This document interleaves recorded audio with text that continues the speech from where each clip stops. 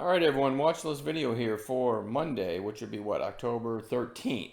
Haven't seen a candle like this in the SPY in a long time. Massive volume. Um, you can go back and look on the chart, other high volume pops or sell-offs like here. Felt like the end of the world, and you see what it did after that. This was the entire market tanking, but even before that, usually it's not the end of the world like people think. I didn't do much on Friday, but you'll notice a theme here. I'm just populating a watch list for next week, and it's starting with Monday with stocks that had nice relative strength in an ugly tape. And then also I'm doing a kind of a rare earth theme, right? So let's get into it. CODI held up pretty well, really nice volume. Got this island down here, so we might continue higher on Monday. I want to watch that one. FRMI has only been trading for what, like 7 sessions, and had really nice relative strength if you think about it on Friday. So I want to keep my eyes on that. TMRC. The weird thing about this one, let me try to see if I can show you. Here, I'll slide up FinViz. I did a search for TRMC and it couldn't even find it. The name of the company, I think, is up here, Texas Minerals. So I'm just going to assume it's a rare earth play. I don't know why there's no info on it. And I don't have any headlines through my broker since 2024. So I'm not sure, but it's got the word mineral in it. Rare earths are in play. And it had nice volume. This one's certainly one to watch. I already did a test. I did a test order this weekend, and we can. I thought, well, maybe it's one that we can't trade on, with Thinkorswim, but the order went through, meaning I just did a limit order for Monday and already canceled it. But it's tradable, so I'm not sure why there's no info on it. Definitely deserves to be on watch. DGXX, nice volume on Friday, held up pretty well. GWH, also massive volume, over 250 million shares. Closed above its open, but way off its highs.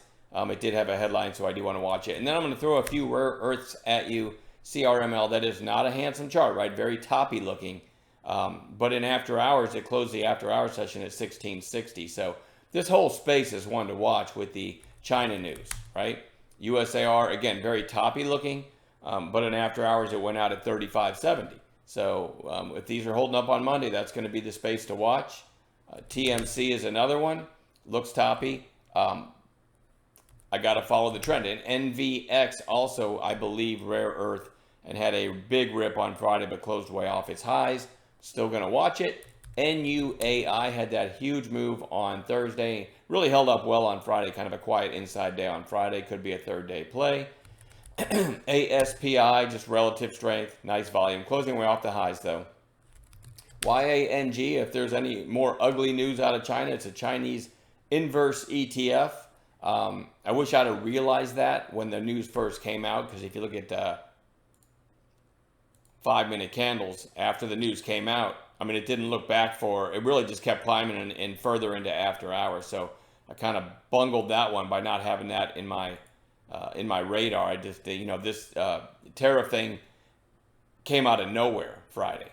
Matter of fact, I was out of the office for a few minutes, came back in, and said, "What the hell did you guys do to the market?" Because that's when it all happened. So anyway, DVLT, just a recent runner that's had 4 red days in a row now. I'm putting it on Bounce Watch. BTQ, kind of the new shiny penny in the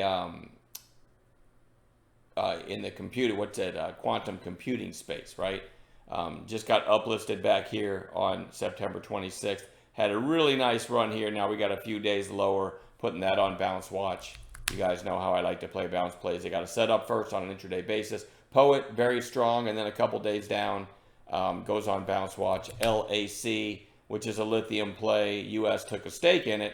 Now you've got, 5 red days in a row. Back kind of retesting these highs right here.